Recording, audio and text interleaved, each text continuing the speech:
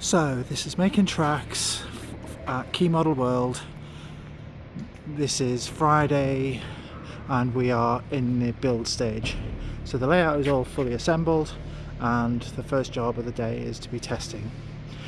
So as you can see, the hall is empty virtually, aside from us, and some rather interesting military stuff going on up there, which we'll have a little look at. So this is the layout.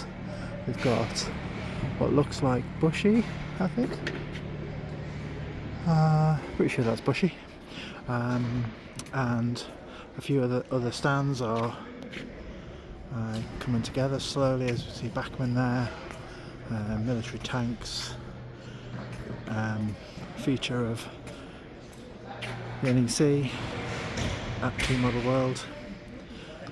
A couple of years ago we had a locomotive in here, Class 37 I think it was, and this is our layout in its very early stages.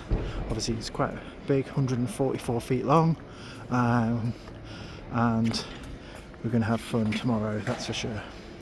So this is just a quick how's your father as to the space we're going to be exhibiting within, and this time tomorrow this will be completely transformed.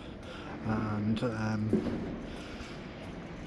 Chris in the background there is coordinating affairs, and yes, time to get busy.